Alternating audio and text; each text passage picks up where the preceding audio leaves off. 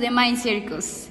Thank you for joining us once again in your favorite psychology podcast, where we talk about the most curious and newest topics about the human mind. We hope you are doing great today. For those who don't know us, let me introduce myself. My name is Rose, psychology student, and of course, I'm here with my friend and partner Yuri, a psychologist graduated from Cuauhtemoc University. It's a pleasure to be with you again. How are you today, Yuri? Hi, I'm very excited, Rose. Today we are going to talk about brain fog, a topic that hasn't been discussed much and it's not very well known. Exactly, Yuri. It's a very recent topic. As you know, today we'll be analyzing a new case, but this time it's different because we have two very special guests. Jos and Andy, welcome, girls. Hi, it's great to be here. I am nervous. Hello, thank you for the invitation. It's a dream to be on the podcast. Rose and I are very happy to have you here, girls. Let's begin. Okay, Yuri, what is brain fog? Well, as we all know, in 2019, a worldwide pandemic broke out, where unfortunately many people lost their lives, and there was also chaos in the economy and the mental health. We know that the fear of cognition uncertainty and lockdown increased anxiety, depressions, and feelings of loneliness in many people. There were also sleep problems, more stress, cases of violence at home, and increased use of alcohol or other substances.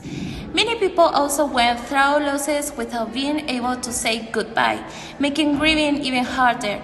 All of these affect emotional well-being. But brain fog is different. Brain fog is a side effect as sequelae by COVID-19 in post-COVID patients. It was noticed that a large number of these people, especially adults, experience lingering effects. Okay, that's interesting. Now, Yuri, will explain this from a neurological and psychological perspective?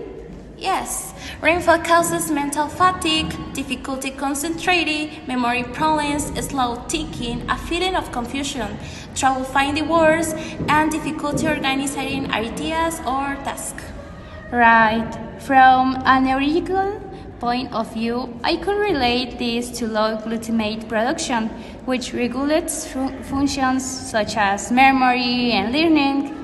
When glutamate levels are low, memory storage is affected. Brain fog is also related to synapse failure caused by inflammation of the virus, which interferes with the transmission of nerve impulses. That's why our thinking feels slower. Now, Jos and Andy, you two experience brain fog. How do you realize it? Well, I noticed a year later. I am currently about to graduate for medical school. Before COVID, I was a student with very good grades. It was very easy for me to concentrate on memory topics. But after having COVID, I started having trouble paying attention in class. And it was hard to remember medication names. For example, when I had presentation, it strongly to speak fluently because I something mix up words. Saying here connective word while speaking was difficult, something that worried me a lot. Why that even? If I slept my full 8 hours, I still felt mentally tired. Like my mind had no energy to study or focus. That's what led me to go to my psychology. And that's what she mentioned, brain fog.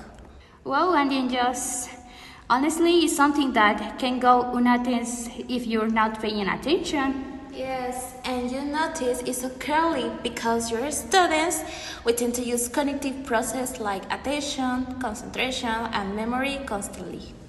Yes, and it's key of the sad because you don't feel like you are on the same level than before. I totally get that. Another common symptom I read about is blurry vision, I think.